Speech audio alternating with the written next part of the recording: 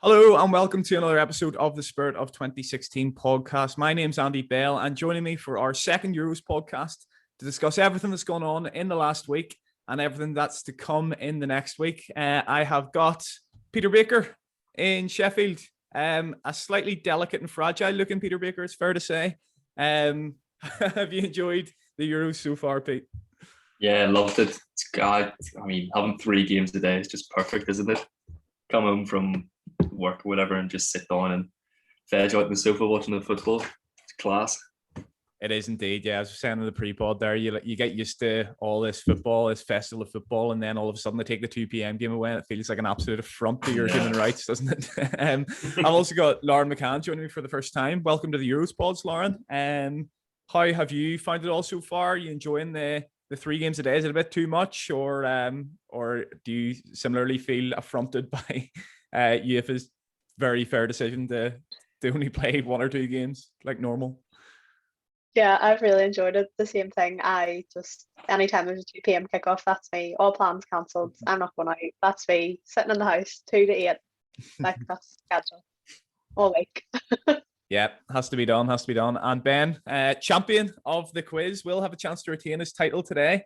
Ben, you're looking well there on the only one celebrating Father's Day today.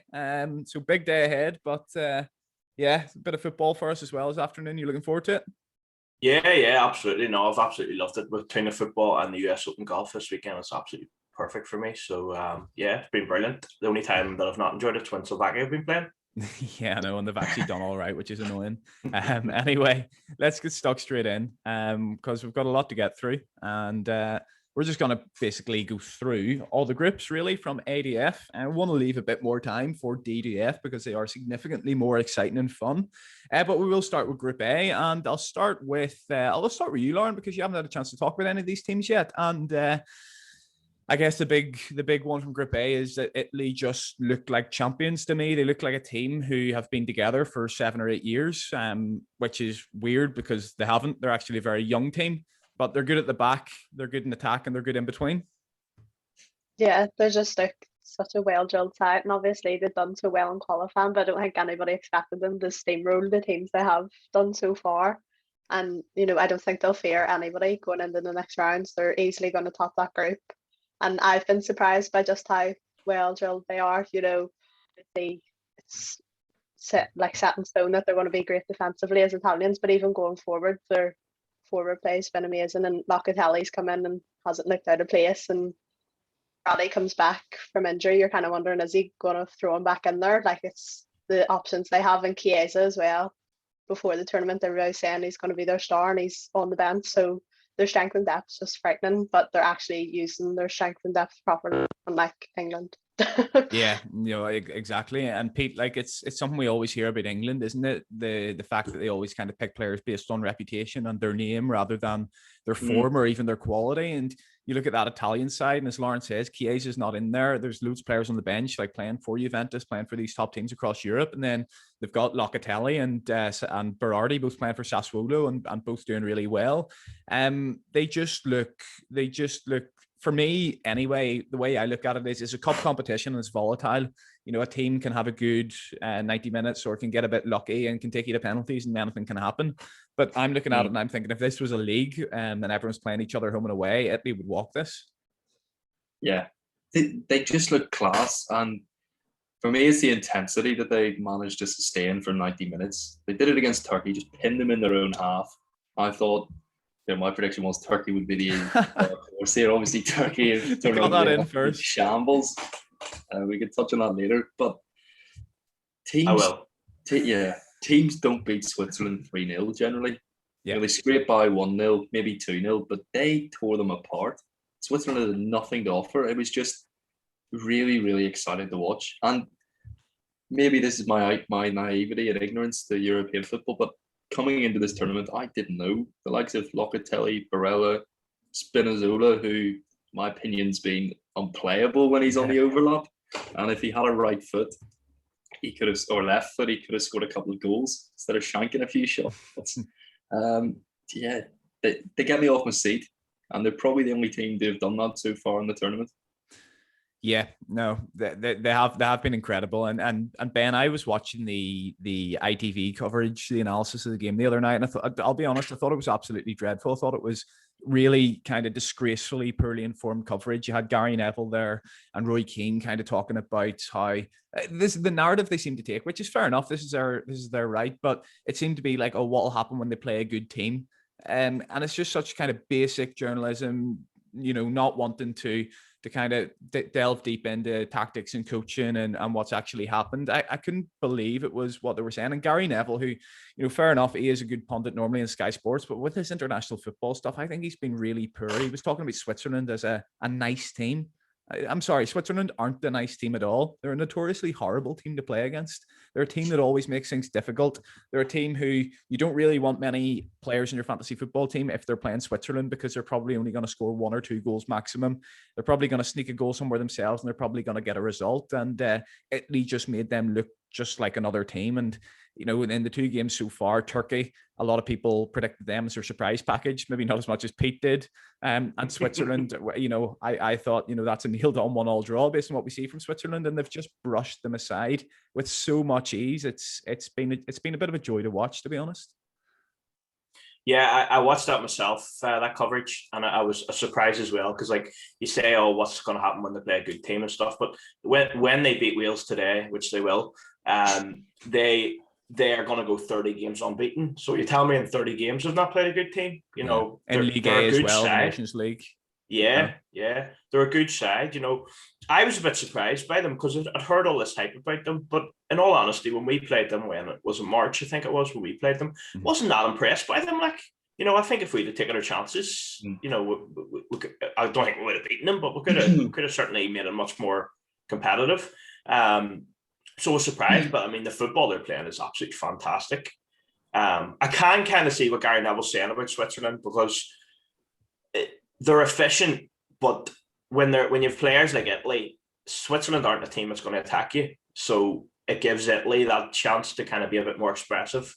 So I kind of think that's what he was getting at. Yeah, I think he was kind of talking about how they always get to the major tournaments and they're happy to go out in the groups. But I was kind of thinking, like, back over the last few tournaments, they've actually got to the round of 16, occasionally the quarterfinals. And I did notice that. They're not a Turkey. Turkey looked to me like a nice team to play against. They're so naive at the back. They're all over the show. Their lines completely, they just look like a team that can be played through. They look like a nice team to play against, not Switzerland to me. But here, let's share the screen a wee second, because we have got a nice wee graphic here for Group A, and let's see. So yeah, there we have it. Italy top the group, 6 points. Wales can go top the group today if they win in Rome. They're on 4 points. Switzerland are on 1 and Turkey are on 0. So that's Wales more or less through. You'd think this, Wales will qualify on 4 points. You think anyone on 4 points and maybe even on 3 points will qualify there as well. Lauren, do you think there's any chance, maybe with a rotated Italy side, that Wales have any hope of getting something today against Italy? I mean, Gareth Bale in that last game was just incredible. I thought it was one of the best performances I've ever seen at a major tournament, to be honest. He set up 6 or 7, real high moments of quality. Ramsey could have had a hat-trick in the first half based off him. They do look a bit better than what I thought they were, but do you think they've any sort of chance today? I can't really see it. Now, obviously against Turkey, they were great. They were so solid defensively, and then when you have Bale putting in a performance like that, and they actually took their chances in the end, I thought Wales were unbelievable against Turkey. It was one of the best performances that I've seen from Wales, and I watched them against Switzerland. I wasn't that impressed, but the turnaround for that game was but I can't say. I think it'll be one in the midfield, and when you look at Joe Allen and in the midfield, and he's a decent player, but I just don't see. I think they're going to be outclassed, but I don't think they'll be an easy team to play against in the last 16, because I know they have Roten and Metham at the back, and I was a bit sceptical because when I've watched Chris Metham in the Premier League last year and then for Bournemouth, especially in the playoffs, he was a bit shaky, but they've looked really, really solid defensively. But I still think Italy will have too much, even if they rotate. They rotate, bring in Bellotti for Mobile, whereas if Wales rotate, they bring in Harry Wilson for Kiefer Moore. It's you can't really compare. No, 100% you can't. And that's a good point you make about the midfield as well, because they just seem so kind of incisive and choreographed. And like the way they were so comfortable playing out for the back. I brought two, we'll come on to talk about fantasy later. I brought two Italian defenders into the fantasy team. And not going to lie, in the 89th minute, when they were trying to suck Switzerland in off the pressure and play through them, I was absolutely kicking myself. But they came through in the end. And it just shows that they just do look so comfortable in that setup, and as I say, look like they've been playing together for so long. Let's go on to talk about Group B. Here we have it. Belgium on 6 points after 2 wins, 3-0 over Russia and 2-1 in Denmark. Russia and Finland both on 3 points. So obviously Finland got the win over Denmark first day, and then were beaten by Russia. And Denmark are there on 0 points, but can still go through, I believe, if they beat Russia. They probably need to beat Russia by a couple there if they want to get their goal difference up and secure that. But yeah, this is quite an interesting group. I mean, I guess, we're not going to spend too much time talking about Russia, Finland, Denmark, really, Pete. And we'll focus on Belgium because they're the only team there. Well, feel free to disagree, but they're the only team there that I can see could potentially have a chance of winning it. We talked about them as being a little bit soft potentially in the preview podcast. They've looked okay so far. They looked decent, if not unspectacular. Well, they looked unspectacular against Russia, and then against Denmark the other day. I only saw the first half, in which Denmark absolutely battered them. So I don't know, what did you see in that second half from Belgium if you watched it, and have you seen anything from them that suggests there could be anything other than the perpetual quarterfinal merchants that they usually are? Similar to you, Andy, I had a tutorial during the second half, so I couldn't watch it. I was amazed Mate, your tutor's not watching this podcast. So, don't worry, you can tell us. I suppose they've shown a bit of resilience. No.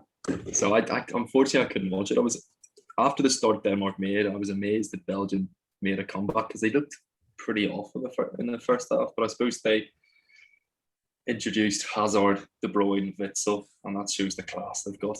I think before the Euros, I think I was speaking to you and said if De Bruyne's fit, I could see Belgium going all the way. And they could do. Unfortunately, I'm not the best person to judge the second half. Sorry, I didn't see it, but they dismantled Russia, didn't they? With the big three players, and I think they'll do the same again to Finland. Pretty rampant. Okay.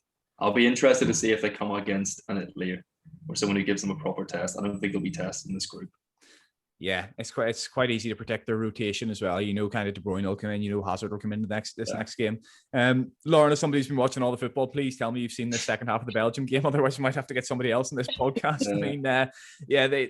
I've seen the highlights, and De Bruyne comes on and does what he does. He provides that quality, and against a team like Denmark, where they're notoriously a bit boring, they're notoriously everyone behind the ball, have a staunch defense. Probably are a bit better than people give them credit for at international level because they aren't that exciting. But you need a player like that to come on and break the lines and play that incisive pass, and De Bruyne does that more often than any other footballer in the world for me. Yeah, the 2 goals were just fast. The build-up play before them, and then the 2 finishes. It was just amazing. They were the real 2 moments of quality from Belgium, and in a game, in a tournament game, in the group stage, especially when you're behind, sometimes that's all you need. Just those 2 moments. You might not play the best, as I haven't really seen Belgium come out of second game, really, I don't think yet. Obviously they steamrolled Russia in the first half and then just kind of played it safe. But that second half, those 2 goals were just unbelievable. Like De Bruyne, Lukaku involved in the build-up, and then the second goal, the finish from De Bruyne. It was just unreal. But as Pete said, it would be really interesting to see them come up against an Italy where it's a staunch defence, but as well they're going to attack because, as you have said before, the aging backline, they do look a bit fragile when they're tested, but it would be really interesting to see who they get in the next round because, as Pete said as well, they haven't really been tested that much, and I don't think Finland will provide a certain test that you're kind of waiting to see if they can come up against a quality opposition. Yeah, no, especially seeing as Finland have got the 3 points in the bag already. Probably only need 1 to go through. Maybe already will be through. It might be a case of Northern Ireland against Germany in 2016, where it's just keep the score down, make sure your goal difference is okay, and that'll leave you in with a chance. And Ben, yeah, they're a bit of a weird one. They do seem a little bit soft. They do seem I mean, we're going to come on to talk about Spain. I think Spain are very poor in both boxes, and that's going to mean they're going to get swallowed up in the knockout rounds. I think Belgium are very good in the attacking box. They've got some amazing players. They're arguably the best team in the tournament in the attacking third, with De Bruyne, with Lukaku scoring 30, 40 goals this season. But at the back, they do just look a little bit soft, and what you look at those other big teams like Italy, France, Germany, etc.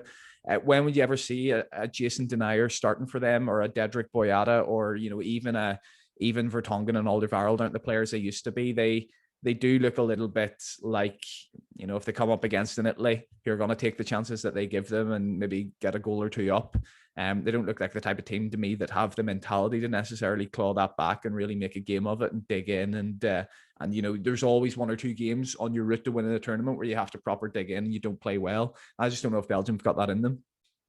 Yeah, I mean, De Bruyne, in my opinion, is the best player in the world when he's on his game. Like, he was phenomenal in that second half the other day. It was a joy to watch. Like, it really was. And like, it wasn't just the finishes. Like Lauren was saying there, the movement for those two goals, the passing, it was phenomenal. Like, it was brilliant. So the one thing I completely agree, defensively, they're all over the place if they're tested properly. But I think it'll be interesting to watch in the knockout stages, because they're certainly not going to be, winning a game 1-0, you'd be a 3-2 because they're going to concede goals, but going forward, they can score goals against anyone, Yeah, 100%. Yeah. So yeah, that kind of wraps up Group B. We don't really want to talk about Russia, Finland, or Denmark. I'm not sure anyone wants to hear us talk about Russia, Finland, or Denmark. No disrespect to Russia, Finland, or Denmark. But Ben, I'll come to you on Group C now. Why is this not going? There we go. So Netherlands top the group. They've actually finished top the group because they've got the head-to-head record on Ukraine and Austria. Obviously, Ukraine play Austria on the last day. 2 wins, 3-2 over Ukraine, which was one of the games of the tournament so far. Maybe arguably game of the tournament before last night's game with Portugal and Germany. And then a fairly routine 2-0 win over Austria. And for me, they're better than what I thought they were. I thought they could potentially struggle in this group. I thought maybe, they'd go through on 4 or 5 points. I think everyone's going to beat North Macedonia, and then maybe get a draw or two in the other two, and kind of go through in goal difference or something. I didn't expect them to be qualified after 2 games, but they've looked half decent. Yeah, I mean, I maybe thought they would be qualified after 2 games, just because they're in a group of beatable teams. But they're better than I thought they were as well. Again, the only thing you would say is defensively, if a big team's coming at them, they're gonna concede goals. If you're 2-0 up, you're fragile. Like, if you're fragile enough to concede a 2-goal lead against Ukraine, what's in Italy or Belgium or Portugal or any of those teams going to do to you? But yeah, they've definitely been better than I thought, and I sort of thought it was going to be the Depay only show, but there's other players have really stepped up. I think what do you call the boy at the back, Dumfries, isn't it? Yeah. He's got a couple of goals and he's really looked good as well. I noticed him in the Nations League a couple of years ago, the final I think it was, or the semi-final or whatever, and he was good, but I didn't think he was maybe just as good as he has been. Yeah, Lauren, the wing backs, Ben touches on them there. You obviously mentioned Dumfries. I think Van Aanholt's been very advanced as well. I think that really suits those 2 players who aren't maybe the best defensively. And, Holland have a rich tradition of this 3-5-2 or 3-4-3, whatever it is, 3 at the back formation. It's kind of the Dutch creation, isn't it? And the 2 of them have really benefited from that. And I think, the fact that we mentioned that the back line is not as strong, and maybe it helps to have 3 in there so you're not as exposed.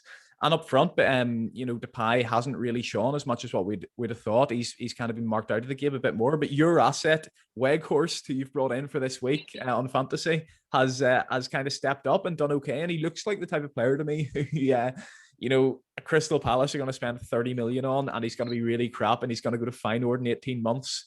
But in terms of this Euros, he's been kind of effective, and he's a big lad. He holds it up, and he got his goal the other night, and I quite enjoy watching him play. Yeah, I think he's been really good. He's quite clinical when he does get into the box. And I have been impressed with him. And my brother Japan, his fantasy football team, and was raving about Depay. Oh, he's going to storm it, and then took him out after the first game against Ukraine because he's just anonymous. I have Dini Wijnaldum in there as well, and I think because he just pushes so far forward, it's just, as a Liverpool fan, it's so sad to see now that I can't watch him anymore. It makes me really upset. But I think him And Frankie de Jong's been amazing as well. He's not really one you would put in because he doesn't really get the assists or goals or anything, but he just, when he's on his game, Holland are great. And I've read so many articles saying, when Frankie de Jong is playing well, then Holland play well. He's kind of the key to it all because the tempo he brings in the midfield and his forward passes, they're just, so I think Holland are a decent side, and obviously they were fragile against Ukraine, but I thought they were much better against Austria at the back, and De Ligt coming back in obviously helped that a lot. It limped off at the end, so it'll be a big test for them if he's not fit again, because as we've said with Belgium, you bring in Nathan Ake, who hasn't really played this season. The drop in quality is quite substantial, but apart from the Ukraine game, I thought they were much better against Austria and they were much more controlled, but at the same time it's probably due to Austria not really venturing forward and really testing them.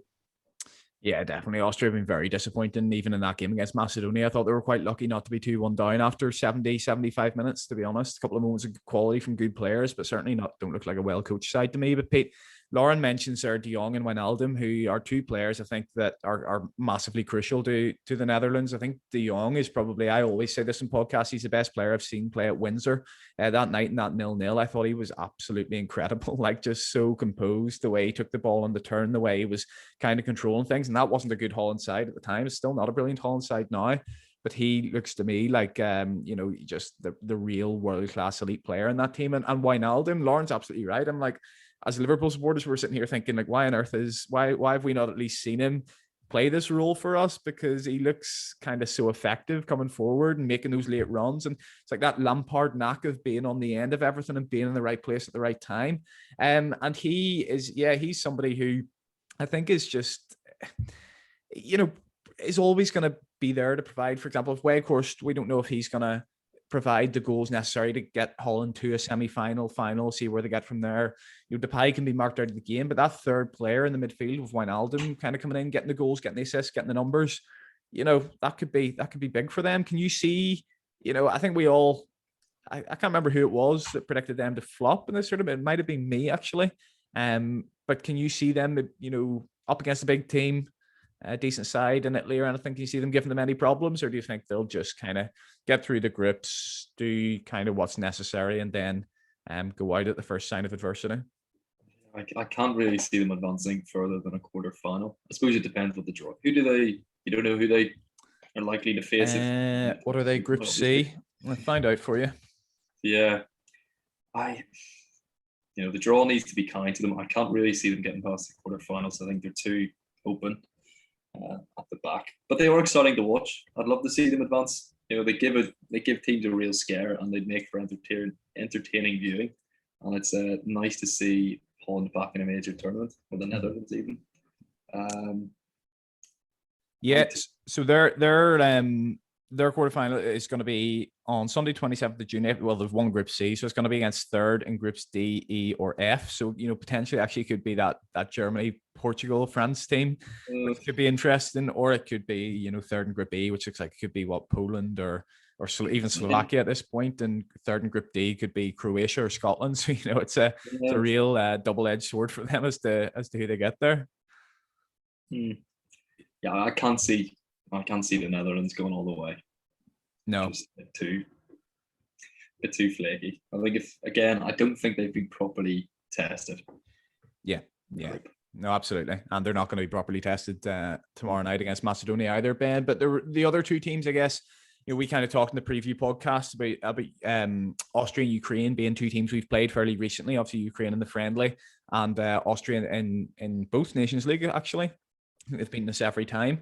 But to me, Austria, I touted them as somebody who could potentially do something at this tournament. They're quite efficient. They've had the same team together for quite a while, and good players playing at the high level in the Bundesliga, like Baumgartner, Sabitzer, and players like this. But you want to touch a little bit on Ukraine, because they really made a game of it in that first game against Holland. And, a side that's been together 5 or 6 years, good players. Obviously, you've got Yarmolenko, who you know all about, being a West Ham supporter. And it was no surprise for me that they dismantled Macedonia with relative ease, and they're going to find themselves in the knockout rounds, and a good draw, and they could make it difficult for a big team. Yeah, no, I've been very, very impressed with them. I'm just glad they're playing this way now and not 5 years ago. Or the women's team. Yeah, now you're talking. Yeah. But I was watching this fella Yarmolenko, and I was saying, "Oh, West Ham should try and sign him." And then I remembered he actually plays for them because he's been absolutely shite for about 2 years. But he seems when he goes to the national team, that's just what he wants to do. To be fair, he hasn't got much of a chance for West Ham, but it's not only he scored that wonder goal in the first game, but he's just worked really hard. He's been creative. He's been excellent. Now they've been really, really impressive, and I don't know, maybe we did the podcast straight after the friendly with them. And I suppose it's hard sometimes to kind of give a straight away a reaction. And when I think about it there, they created a lot of chances against us. And I know it wasn't our full team and stuff, but it's kind of what they're doing now. They're creating chances. They're looking like a good side. Now they're not going to go much further. Again, I don't know who they'll play. But they're certainly from not getting out of the group 5 years ago to, really they were unlucky against Holland. I think they deserve, in my opinion, they probably deserve the point from it. Yeah. So I think if my prediction, certainly what I think now anyway, is that I thought Austria would walk second in that group, and it's certainly I fancy Ukraine to get it now. Yeah, I think Ukraine will beat Austria as well. I think who is it that has the superior goal difference? Because they both have the same goal difference. Same, yeah.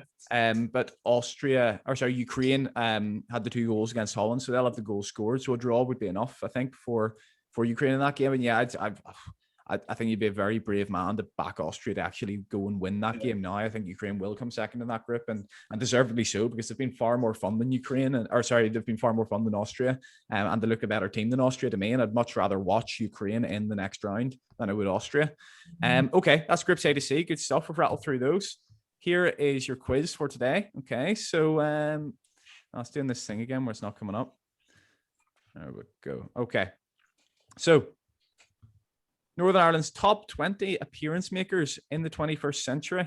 Okay, so top 20 appearance makers in the 21st century. So from 2000 to present, who are the top 20 teams who have made the most appearances for Northern Ireland? So, for example, just if somebody played from, say, 1996 to 2004, only their caps from 2000 to 2004 are counted. So it's not like players who have played in the 21st century, all their caps count. It's just caps in the 21st century. Okay, so Lauren, Pete, and Ben are frantically scribbling down here. I don't know if it's fake it until you make it, but you're looking very, very confident sat up there in the top right. Any questions on the kind of quiz, or everyone happy enough? No, happy enough. Good stuff. All right, I'm going to be happy once it's over. Yeah, so top 20. I don't actually have the, if you get one wrong, I don't actually have the caps of players, 21st, 22nd or whatever. It was Jason Rothwell drummed this up for me. Again, big shout out to him. Absolute stato, absolute genius. It was my idea to do this, and he did all the hard work. So yeah, nice one, Jason. So let's see, what are we going to do? Lauren, given that you probably weren't even born for part of this century, I think, and given that Ben has seen kind of every game in this century and remembers it well, I'll let you go first on this one. Ben, you can go last because you're defending your title, and Pete, you can go in the middle. So, Lauren, any player from the top 20 appearance makers for Northern Ireland since 2000? I'll play it safe, like first one. As you said, I'm a 2001, so I've missed a year. 1 year, just didn't see the first year, so I'll go Steve Davis. Yeah, Steve Davis, absolutely correct. Obviously, number one on there, 126 appearances in his Northern Ireland career from 2004. Okay, Pete, you're up next. Johnny Evans. Johnny Evans is correct. Yeah, he's number 4 on the list. He played 91 times since 2000. 4 only? Mm-hmm. All right, Ben. Aaron Hughes. Aaron Hughes is number 2. He's played 102 times. Okay, so good start. We've got 1, 2, and 4. Lauren, so who have we had? Sorry, just do it so I can score it. You've had Steve Davis, Aaron Hughes, and Johnny Evans. Okay. Okay, Lauren, you're up. Gareth McCauley. Gareth McCauley is correct. Yet number 7 on the list, plays 80 times. By the way, number 20, the lowest one has 45 caps. So any player to have over 45 caps in the 21st century will be on this list. Okay, back to you, Pete. Kyle Lafferty. Kyle Lafferty is number 5. Yeah, makes 83 caps since 2000. Okay, so we've got 1, 2, 4, 5, and 7. Ben. Mike Taylor. Mike Taylor is number 6. Yeah, plays 80 times. Good answer. Lauren, any idea who he is? No, I'm joking. All right, Lauren, you're back up. Roy Carroll. Roy Carroll is. Oh, Roy Carroll is wrong, Lauren. I'm really sorry. You're right. I'm not sure how many appearances he does have. Let me just look it up dead quick while I give Pete and Ben a bit of thinking time. Roy Carroll, wiki. That always does the job. Let's see how close you were.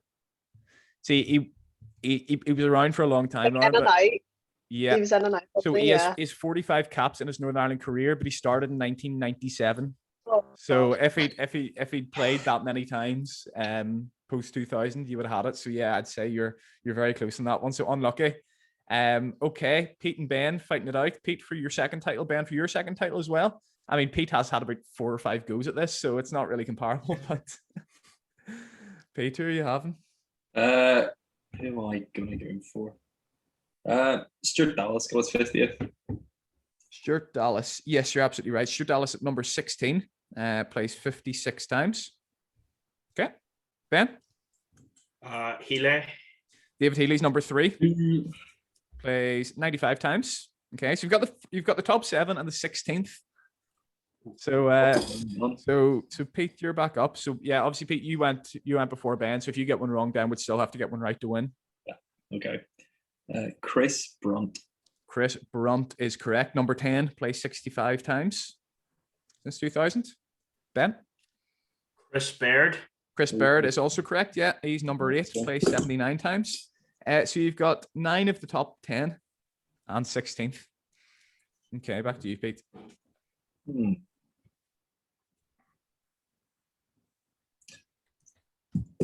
to go for a number of players.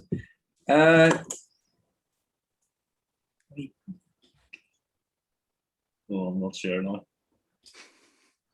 Gillespie must be on the list. Keith Gillespie, yeah, is on the list somewhere. Yeah, he has played 57 times in the 21st century. He's at number 15. Okay, good shout. Back to you, Ben. Damian Johnson. Damian Johnson. Good shout. Damian Johnson. Has to be. Let's see. I don't think I have him on here.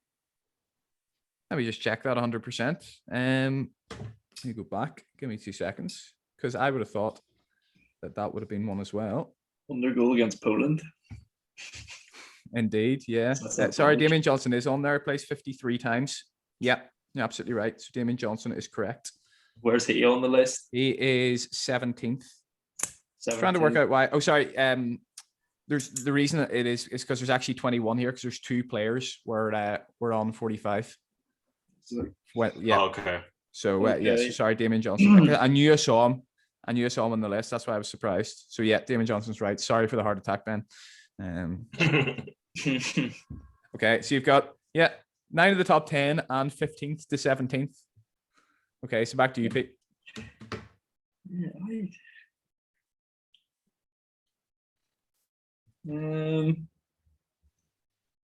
Surely Cathcart's in there. Cathcart is in there, yeah. Yes, Number has to 12, be, yeah. 61 caps. Yep. Okay, Ben. Jim Magilton has to be in there. Jim Magilton, I don't have on here. Let me just check there quickly. Jim Magilton. Let's see. So Jim Magilton retires in Northern Ireland in 2002, Ben. So he plays 91 to 2002. So Pete, congratulations, you are the champion. Thank you. All right, I'll see you later. All right, any other ones you wanted to throw out there? Ollie Norwood. Ollie Norwood would have been right, yeah, number 14. Why didn't I go with that? Like McGinn would have been right, yeah, 66 caps, and at number 11. Grant McCann. Stevie Loomis. No McCann, no Loomis. Lauren, any shouts? No. No. Michael Hughes. Who, sorry? Michael Hughes. Michael Hughes not on there. No, I'll rattle through them. So number 9 was Corey Evans, 66 caps. Yeah, Corey. 13 was Josh McGuinness, 61 caps. Of course. Really? 17, you'll kick yourselves over this, Stephen Cragen, 54 caps. Yeah. My mate, how did I not get that one? I know. Listener to the podcast, well, no, I don't know. He follows on Twitter anyway. Shane Ferguson, 49 caps. That's a bit of a mad one. Shane Ferguson in there. Yeah. I would have thought that. Warren Feeney was last on 45 caps. He was number 20. And Paddy McNair, 47. There you go. Yeah, interesting one there. Okay, enjoyed that. Well done, Pete. So Pete on 2 titles now. Everyone else pretty much on 1. Okay, let's go back to the Euros and let's finish off. Except Lauren. Except Lauren, but Lauren's only contested 1. So let's not get the digs in too much. All right. Well, listen, Lauren, to console yourself, you can go first on this one because England-Scotland the other night is a game that everyone's kind of been talking about, isn't it? England to me look like a team who have just hyped themselves up far too much again. It goes without saying. They do it every 2 years, and even the volatility of a cup competition, even for example, Portugal in 2016, they weren't the best team in the tournament, but I don't even think that's enough to sway England at this point. I think if they come up against a streetwise team like an Italy or a France or a Portugal or somebody like that, I don't think they're going to be able to do anything. I don't know about you. Yeah, obviously against Scotland, they weren't good. I even watched them against Croatia. I wasn't that impressed. Obviously, they got the win, but apart from they came out the first 10 minutes and they dominated, but from then Croatia kind of grew into the game. And then against Scotland, the same. They had some chances, but Scotland held firm and they couldn't break them down, which is, seeing their attacking quality, you're like, how? And even the changes, mate, I'm a big Jadon Sancho fan, and I just struggled to see how a man who has double figures for goal contributions in the Bundesliga the last 3 years doesn't even get on the pitch for any amount of minutes when you have an out of form Raheem Sterling and a Phil Foden who hasn't really, he hit the post against Croatia, but I've failed to really see what he's done so far in the tournament. So I think as well. But Lauren, he cut his hair like Paul Gascoigne. Yeah. You not see that? Yeah, and so who cares? Yeah. So that's that. Yeah, and he put the photo of the recreation on a Snapchat story, so he was going to recreate it when he got his goal that never came.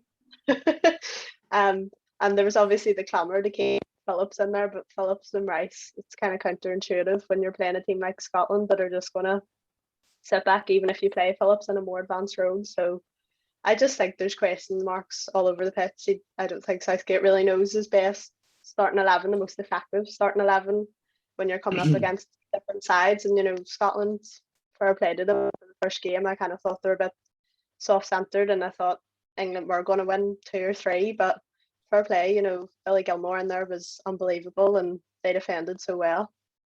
Yeah, Pete made a bit of money off that one, didn't he? Billy Gilmore, man of the match, I think. You had a few quid on that. It's just having a look at the group here. Czech Republic 4, England 4. Czech Republic obviously have the goal difference on England, so a draw in that final game will mean England finish second. So a lot of people were talking about how if England finish second, they might actually get an easier draw, but that could actually be Spain now. Given that if Sweden win their last game against Poland, as we'll come on to talk about, Sweden will win the group and Spain could potentially be second. So it could be a case of England's potential 4 opponents are France, Germany, Portugal, or Spain. So I don't really think there's any massive benefit in them not finishing top of the group, as we previously talked about.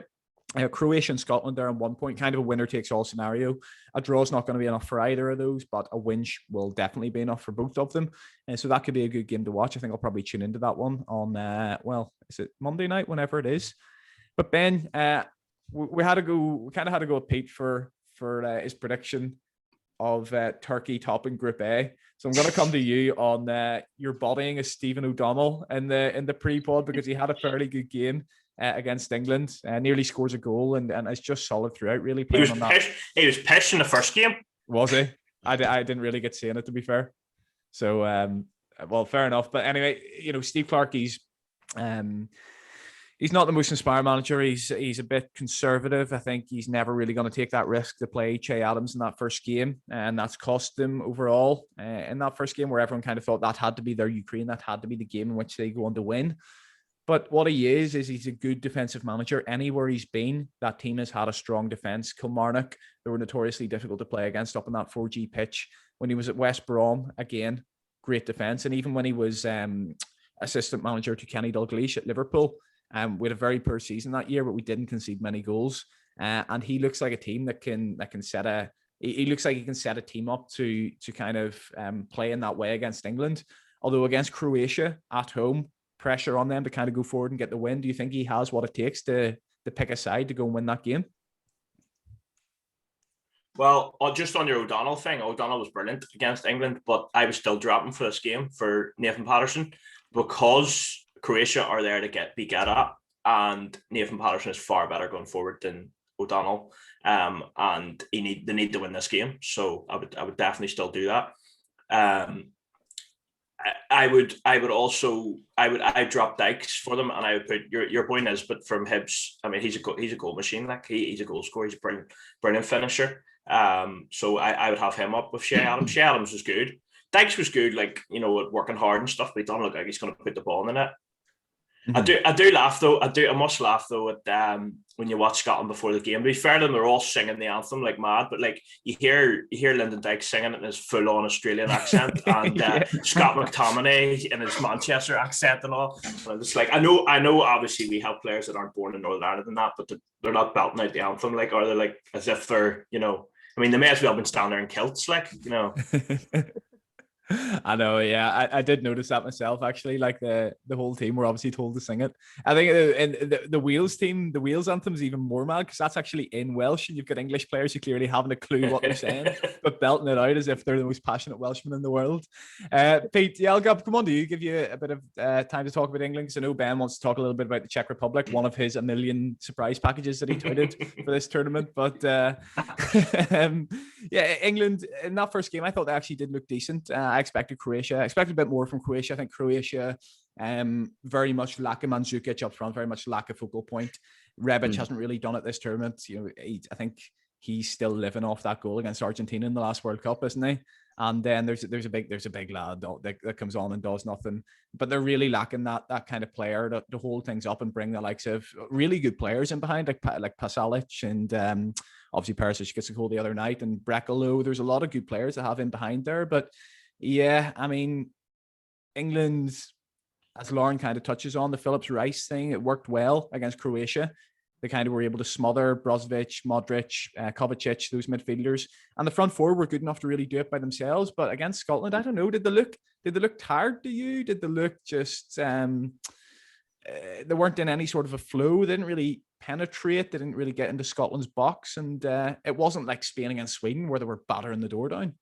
Yeah, it's difficult to know. I think, like what you touched on, the personnel suited Croatia.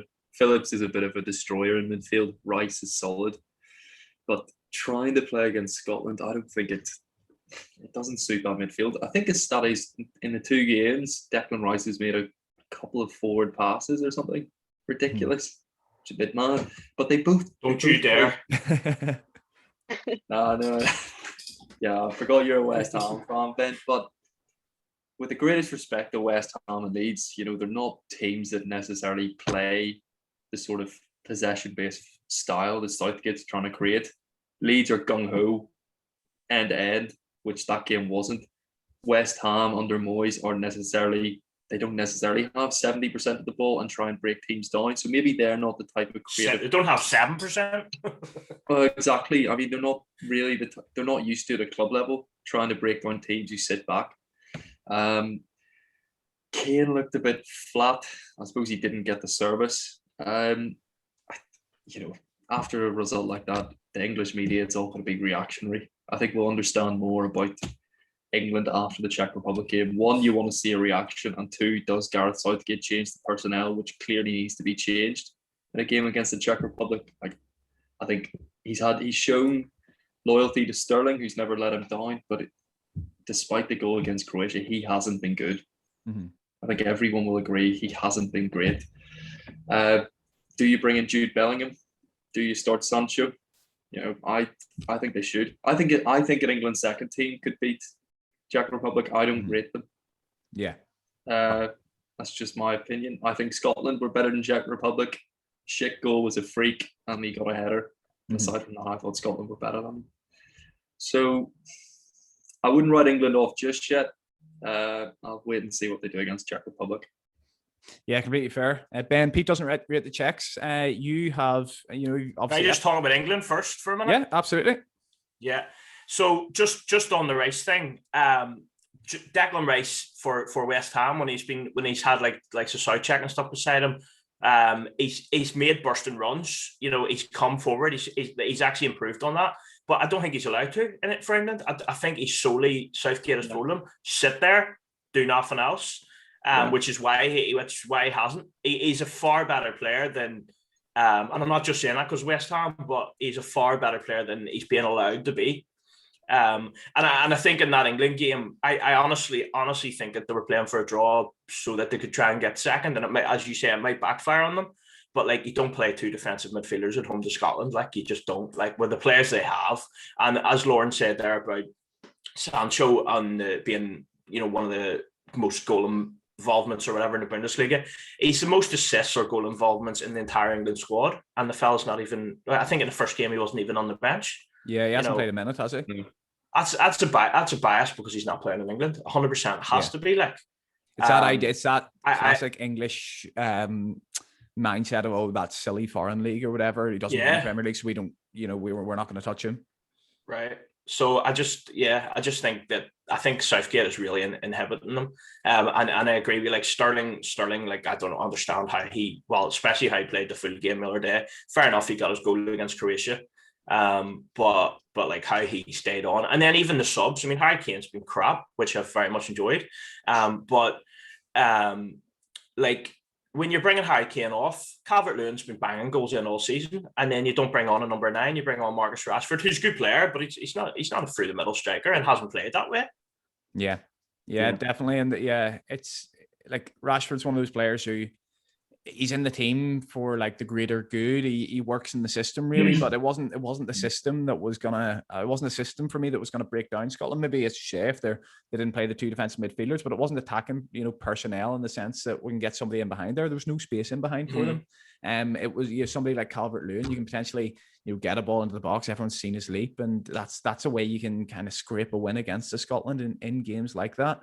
I know that, to me, they just don't look like a team that's going to win it. But Ben, dead quick, just Pete doesn't rate the Czechs, but I think, have been quite impressed by them. They obviously get that win over Scotland. I actually agree with Pete. I thought Scotland were probably the better team in that one, in the sense that, obviously the Czechs get a breakaway goal. Well, kind of a breakaway goal, just an absolute thunderbolt from the halfway line. But they... to me, it looked inevitable that Scotland were going to equalise before that, and I think they probably would have done if they hadn't got that goal. But yeah, I mean, they settled for a point against the Croatia. They're a fairly effective side. Obviously, they've got a couple of West Ham lads in there that I'm sure you're going to talk about. Yeah, and probably a few future signings the way we go. It seems to be all with up in time. But I mean, Soufal puts in a brilliant cross, and that's where the first goal came from in the Scotland game. They're efficient. That's what you would say about the Czechs, and they're like I think I said on the preview pod, they're like a club side, and a lot of them would play together for Slavia Prague and that, and they've been making progress in Europe. Like the last couple of seasons, they've done really well, which I think is helping them. They just seem to have a real togetherness that maybe some other countries don't have. The only thing I would say though is like Czechs are top of the group and they're doing really, really well, but. Like, did everyone watch that game against Croatia, the penalty that they got? Yeah, ridiculous. That was shambolic. Like, so they really, effectively, yes, they should have 3 points. So I don't understand that decision. But. Yeah, fair enough. Well, if the Czech Republic are like a club side, England are like a pub side, get in. Okay, let's have a look at Group E. Lauren, I'll come to you first. I don't know why my thing's sticking so much. There it is. So you were telling me that you're doing Spanish as part of your degree. You're doing the whole thing where you're reading off all these articles, you're getting banged into the Spanish national team. It's kind of similar to me. Try living in France the year after they won a World Cup that Northern Ireland were cheated out of. Oh, it was absolutely painful. But so looking at this group, I mean, who would have predicted this so far? I mean, it could all change. You'd expect Sweden to get that, or Spain to get that win over Slovakia. But Sweden top of the group, 4 points. So if they beat Poland in the last day, they are top of the group. Slovakia on 3, Spain on 2, and Poland on 1. So if you're Slovakia there, you're probably looking at that thinking, a point gets us through, a point gets us in 4 points. And for Spain, 3 points, neutral goal difference. I'm not sure if that will be enough. I mean, there's been a lot of chat about them. How have you kind of viewed them so far? Yeah, when I was reading, like even going on this morning, some of the articles, and they're saying this is the biggest final before any sort of final should be played. So the Spanish media are rightly fuming because, as you've said, they're great, but they're great in the middle, but in both boxes they're just so poor. And loads of people were clamouring for Moreno to come in, and he did well, but they're so wasteful in front of goal. He misses a penalty, he misses another chance. Morata gets his goal, but he's not really a winger, is he? He's a number 9 as far as I knew, but maybe I'm wide of the mark.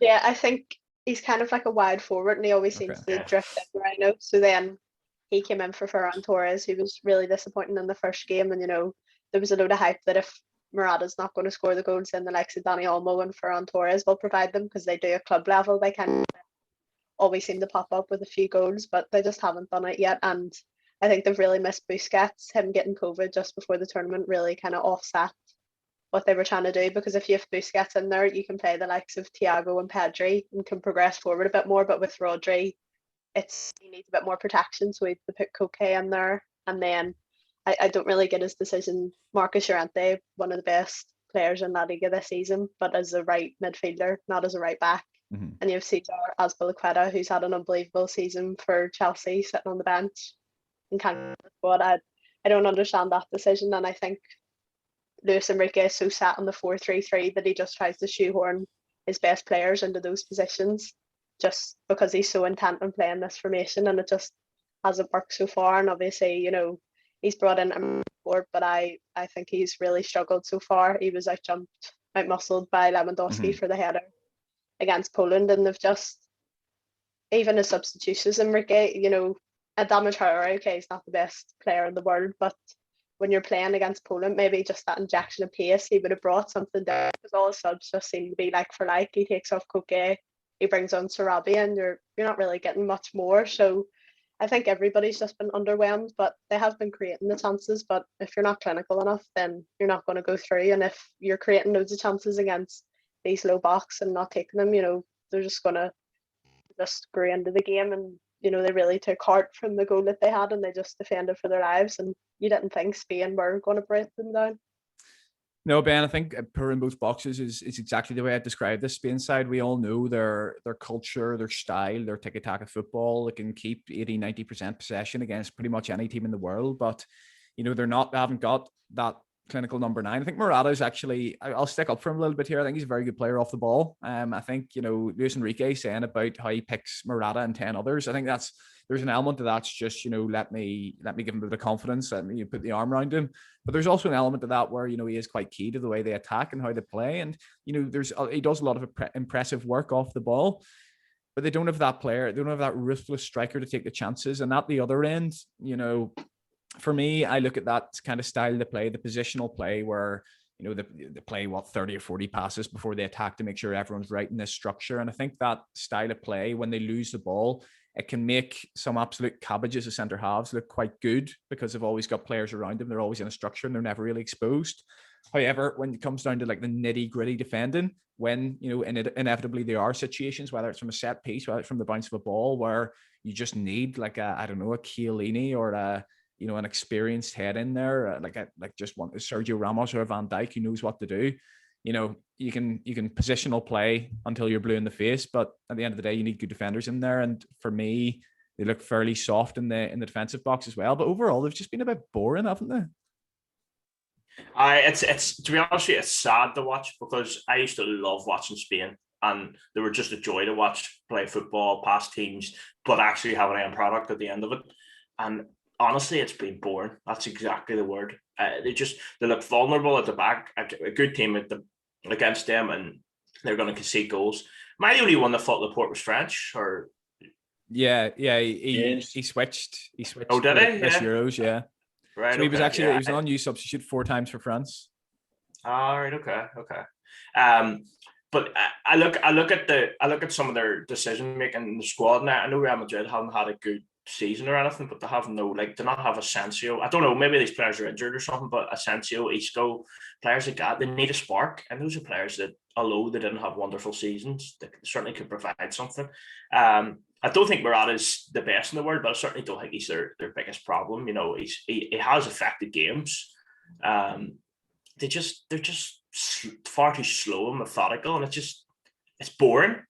Yeah, it is, and Pete, they just look like a team. We've said this about quite a few teams we've talked about so far. Pretty much everyone apart from, Italy, and then probably two of the teams we're going to come on to talk about in the next group, Portugal and France. We're seeing about a lot of teams. You know, they're decent enough, they're effective, they've been good to watch, but ultimately, when they come up against a real streetwise opponent, they might come unstuck, you know what I mean? And Spain, to me, look a bit like that. I mean, they can pass a team to death, but I think against these bigger nations, there's always going to be one or two moments, or you're going to get one or two chances yourself, big chances. Spain, to me, don't look like they're going to take them. And the other team are also going to get two or three moments where, you know, they've worked it into a good position. And to me, Spain don't look like they have that ruthlessness in their own box to keep them out. So I think I could just see them, you know, playing against a half-decent team and getting beat 2-0 and it all being a bit uninspiring. Yeah, they're not the Spain of old. I mean, when we think of Spain, it's Xavi, Iniesta, Villa, Torres, you know, scary team to play against. You know you're going to be under the pump and they're going to create chances. Dare I say it, they're just passive. You know what I mean? They just play everything in front of the defence. Nothing really goes in behind. I mean, I know you've talked about Morata being crucial to the way they play. I don't think you could build a championship-winning team around Morata up top. Mm-hmm. That's my bottom line. But I agree with everything that the other guys have really touched on. I think even if England got Spain in the next round, I don't think you'd be too worried. I think England could beat Spain because they haven't been too impressive. Tell you what, if we were in that group, would you fancy us against Spain? Well, no, I don't know. Not fancy us against Spain, but maybe keep them out for 90 minutes, get a 0-0. Let me tell you, Craig Cathcart would make Morata look like the best striker of all time. Okay, let's move on to the Group F because we want to spend a little bit more time talking about this. We've got another 15 minutes or so to do here before people have to go, I think. So yeah, it's a group of death. It's one of the most. I mean, it's a shame kind of we can't go through all the games and talk about them individually, but. Who will come to first? Pete, you wanted to chat a bit about Germany because I think you were one of the only ones to actually predict them to do well in this group. I think you predicted them to top the group. Many people had them, I mean, more or less everyone else had them finishing third. A lot of people actually thought that maybe they would finish fourth and Hungary would beat them in the last day. And, you know, they, under Joachim Löw, they've not, he's going at the end of this campaign. He's, for the last, really, since they won the World Cup, they haven't been all that inspiring.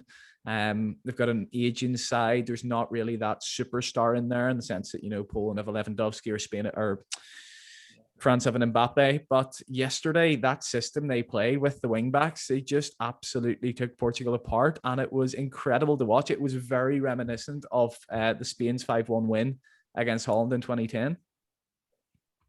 Yeah, it was just superb. I don't really like Portugal. I think, as I've said before, I think they're boring, even with the players they've got now. And it was just fantastic to see them get dismantled. I think Germany did it at a World Cup. They beat Portugal 4-1 in the group. And I was rubbing my hands thinking, here we go, they're back. Because I actually really like watching Germany play and their style. It's just really effective. And they always create chances when they're purring. I think against Hungary, they could do the same. So I'm going to load up my fantasy team full of German players. I think what's also impressive is Portugal generally are quite good defensively. When they sit back, they can normally keep teams at bay and they can keep clean sheets. And yeah, it was just great to watch a team being able to break that down and just dismantle it. It was. Lauren Goossens is I have to admit, it's not a player I'd actually ever heard of before this tournament. I wasn't expecting him. I kind of looked at it and thought, well, I haven't heard of two or three of these players, which is weird for a Germany team. But he was just outrageous yesterday. Kimmich, I think, is just one of the best footballers in this tournament. One of those beautiful technical players to watch. he's just so silky, and you can see why Pep Guardiola absolutely loved him. But it was those wing backs really that did it for me. I think they just had that. They had that formation down to a T. They clearly looked at Portugal. They clearly seen where they could get a bit of joy, and they exposed it time and time again. And it looks like they just look like a team who, nobody really had them amongst the Italys, amongst the Frances, amongst the Portugals to go and win this. But if they can, like kind of get a bit of momentum from that game yesterday, and I think they'll beat Hungary at home, then listen, why not? Never write off the Germans, as they say. Yeah, I think that, as you said, they don't have that star player, but more of the collective and the formation, the system really suited them. And, I think Joachim Low did really well to target Portugal's fullbacks. Guerrero, he's used to bomb forward. I don't think he's the best defensively. And then I think they had Danilo in because Cancelo is also out with COVID. So I think Germany did really well to exploit that. And after the first game, I kind of wondered, I love Kimmich, but I think he's one of the best centre fielders in the world. So to see him playing wing back against France, obviously it was probably the stem the threat that they had, but I thought he was kind of wasted. But not yesterday, he was brilliant. And Gosens as well, every single attack, everything dangerous came from that. And as well, Havertz was in the right place at the right time. He's such a weird player. Like, I don't really know how to describe kind of a false nine or just a wide forward, but he just drifts and he just gets in the dangerous areas. And you just thought every time Germany went forward they were going to score because they had those two wing backs bombing on. They had Havertz, Gnabry coming into the box, and it was crazy. Portugal took the lead. It was completely against the run of play. It was a brilliant counter-attacking goal, but you never really thought, even when they got the second goal back, that Germany were going to lose it. So it was just, I was shocked, to say the least. I thought Portugal were going to win that because I haven't really been impressed with Germany since the World Cup, and I thought it was a bit foolish to keep Joachim Low on for this tournament, but he proved everybody wrong yesterday, and it was, I think they will go through, and it will be tough for whoever they come up against. Yeah, their team's a bit of a nerd's dream, isn't it? Because they've got like 3 or 4 false nines in there. They've got Gnabry, they've Muller, they've got Havertz, and then they've wing backs. So you can just see all the nerds getting the triangles out and doing Pythagoras theorem. But Ben, France, I think we need to touch on them a little bit because I really enjoyed the game yesterday. I've really enjoyed the games that Hungary have been playing in, just because you've got the 61,000 in there and they've made a real game of it. They made a real game of it against Portugal and they made a real game of it yesterday. But France, like, at times I wouldn't be overly worried with that 1-1 against Hungary, because the first half they were cutting them open like a hot knife through butter. It was really incredible to watch those front three in tandem. And I was kind of thinking in my head whether Giroud always being there and being so hugely inferior to Mbappe and Griezmann, I wondered if he, him being that functional player who was, happy to solely dedicate himself to the team. I wondered if that was just what France were if that's exactly what they needed. Because Benzema didn't have a really great game against Germany for me, but yesterday he was getting the chances, he was linking up with them, and their front three just looked absolutely terrifying. And I don't think they'll have a problem going through, and I've been quite impressed with them, even though that result yesterday against Hungary was a bit of a shocker, really. Yeah, no, I they're going to go through. There's no doubt about that, and I think there's encouraging signs for them. Disappointing result, obviously, but Hungary were definitely just hungry for the game. But sorry, I had to get that in there. Dear me. But no, as I was saying, the fact that the link-up play between Benzema and Mbappe yesterday was really, really good. They weren't putting the ball in the net, which is obviously the problem. But if they continue to do that, and because Benzema hasn't played in how many years, 5-6 years or something for France, he hasn't played with Mbappe, so they're just sort of finding their feet together. And if they continue to do that going through, they'll start to score goals. There's no doubt with those two players. I fancy now, strangely enough, I fancy Germany. Obviously, they'll beat Hungary, I think, and they'll win the group, because I fancy a draw in Portugal-France, which I never would have thought Germany would end up winning the group. But when you look at that Germany team, like, if you've Gundogan and Kroos starting in your centre midfield, I mean, why was everyone writing them off, including me? I mean, the way they pass the ball is just phenomenal. And I think yesterday in the Germany, particularly with Germany, I think it was one of the key was Havertz's movement, and that his movement, Pepe looked every bit of his 38 years because of the movement. He just could not deal with it. Yeah, completely fair. Right, Pete, final word on Group F. Should every football match ever be played in Budapest? I'm saying yes. Yeah, we'll go on there. Get a final there. Why not? Yeah, no, but I literally topless Hungarians. But it has been brilliant to watch. Like, that atmosphere Yeah. has just been incredible. And fair play to Hungary, because they're a team who qualified kind of on a technicality through the Nations League, and nobody expected them to beat Iceland, and they weren't really good enough in qualification to go through. But they've made a real game of it, and their fans have just been really fun. Yeah, they were decent enough yesterday. Why not? And because they've got that point against France, they have everything to play for against Germany. So they can't afford to sit back and defend, can they? Yeah, a win. They might actually have to go for it. Yeah, and they don't have their best player as well, but he got injured before the tournament, yes, and then the captain went off yesterday, and they've been good, and that'll be a good game to watch as well, because Hungary will go through in 4 points. It is, as I say, just a shame it's in Munich. I really think that should be changed, but I think they were incredibly unlucky against Portugal as well. They were. Yeah, they played fairly well. It certainly wasn't a 3-0 game. That massively flattered Portugal. Really let's rattle through the fantasy dead quick. Here are the top 10 in the fantasy league right now. 2 games in.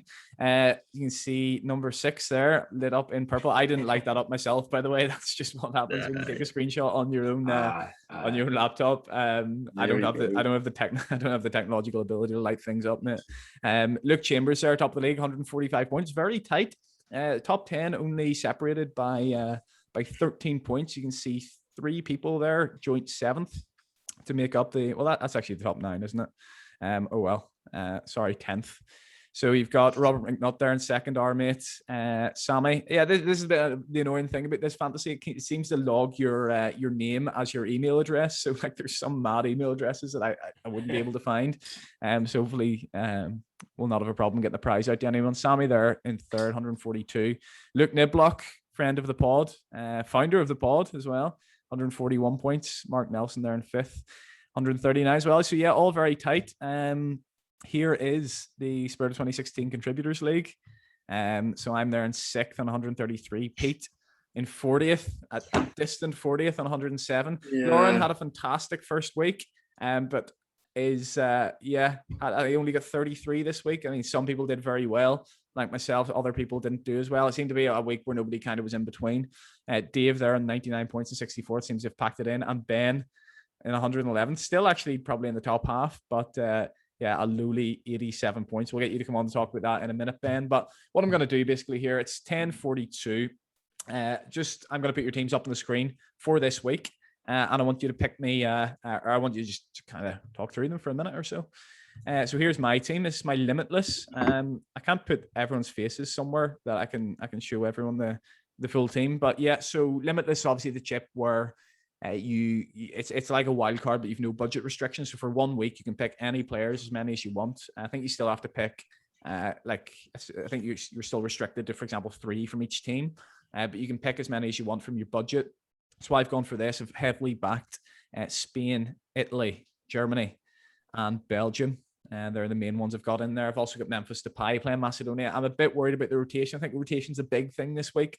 With a lot of teams already through, a lot of teams already top of the group. But Memphis Depay, I think he could even come off the bench and get me a couple of goals, so I couldn't ignore him. Immobile, Mbappe, Insigne, Gnabry, Havertz, Jordi Alba, Spinazzola, Meunier, and Goossens. 2 keepers are Pickford and Unai Simon, Laporte, Kevin De Bruyne, and Hazard, who I think, even though Belgium will rotate, they're bound to come in. The only thing really worrying me there is Harry Kane. I know he hasn't had a good tournament so far, but I've backed him all the way through. And I think against the Czech Republic, it could be the type of game where he gets a couple of goals and everyone goes mad about them, and we all laugh at them when they lose in the next round. But that's my team. Lauren, this is your team. Thanks for the 130 pixel screenshot. But I'll just read through it dead quick here, because obviously there are people listening on the podcast who won't be able to see this. So on your bench, you've got Schmeichel, Dani Olmo, Diogo Jota, and Yarmolenko. This is your Limitless as well. You've got Donnarumma, Alderweireld, Van Aanholt, Spinazzola, Meunier, and Pau Torres. You've got Locatelli and Wijnaldum in midfield, and up front, you've got Weghorst, Lukaku, and Lewandowski. So yeah, talk me through that. Yeah, I've decided I'm better back defenders for clean sheet points than trying to pick somebody who's going to score a goal, because I've been so let down by Dani Olmo and I was going to captain Jota yesterday and left it too late, so I was gutted. I couldn't get any more. And before that, I'd completely ignored Italy. I don't know why I couldn't fit anybody in. So I'm late to the trend of trying to pick some Italian players, but try to put them in, and then I have Lewandowski because like Poland need to win, so surely he'll come up with a goal. Wijnaldum playing Macedonia, Van Aanholt was kind of the thinking they'll get a clean sheet as well. And then I love Meunier. I've always been a big fan, and the first week he did so well. Came in, got an assist and a goal. I was loving life, and then I had Castagna. I was fuming. So, and I'm obviously the rotation will be a problem, but I'm sure Lukaku will start because he'll be going for the golden boot. So surely they'll keep him in, and then Jota to come in if Locatelli or Wijnaldum don't really cut it. Yeah. Fair point. I mean, yeah, you may have convinced me on Lukaku. I might have to have a look at that this afternoon before the games start. Ben, here's your team. I'm going to see. So no Chip played for you this week. Just gone for the regular 2 transfers. I might change that, to be honest. Okay, well, talk me through what you've gone for so far. You've got 3 players I've never heard of on the bench. Donnarumma, Chufal, Pavard, Pau Torres, Tyrone Mings, De Bruyne, Foden, Berardi, Immobile, Lukaku, and Mbappe. Top heavy again there, but 3 players up front who could really, any of them could go off in any game, couldn't they? Yeah, absolutely. And I mean, I brought De Bruyne in because I think he's fantastic, but also because he needs games. Even though obviously Belgium are already through, he needs a bit of game time, so he's bound to play. And I fancy him to either score or get a couple of assists against Finland. Foden, I think, has to come good at some point because he is absolutely class. Mbappe, he's going to get you a goal or assist at any moment. Immobile might not play because of the adjustment, but I also think. But you'll be able to get him out because it's the first game, so like you can see the team and take him out before the deadline. Okay, that's my thinking with the Italians. Yeah, right enough. And I'm also thinking they're going now, if they win this, or if they're undefeated in this game, it's their record. They're equaling their record from like 1920 something or whatever. So I'm thinking they're going to go all out for it, Mm-hmm. So yeah, Pau Torres, Spain aren't great, but I don't see them conceding too many against Slovakia. Sufal, I hope, breaks the hearts of England, gets an assist. I fancy Donnarumma for a clean sheet again against Wales. Yeah, completely fair. Okay, Pete, last word. You haven't provided me with a team because you were out drinking last night and you didn't want to throw something together this morning, but I think you are going to play your Limitless, aren't you? So who are you kind of considering for that? Is there any like ones you're weighing up, or what teams do you think you're going to back? I mean, it's very similar to you guys. I really fancy Belgium to dismantle Finland. And I think De Bruyne, Hazard are going to get game time. So they're instantly in.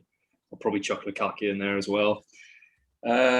Italy, I suppose we'll see. We'll have to wait till kickoff. But again, I'll back them. We'll probably pack into Italy defenders and one attacker. I'm going to back the Dutch against Macedonia. And I think Germany will tear Hungary apart. Yeah. I might chuck in Thomas Müller. Oh, yes. He's finally going to get a goal in the Euros if that's after you correct. Convinced Ben to get him out, didn't you? In that first week? Yeah. Well, yeah, it'll be 0-0, wait and see. But they're the teams I'm going to back. Need something big there to get up from 40th anyway. Yeah, we'll see anyway. Listen, nice one to everyone for coming on. That was a really good chat. Really enjoyed that. Let's have a look and see how everyone's fantasy teams do this week.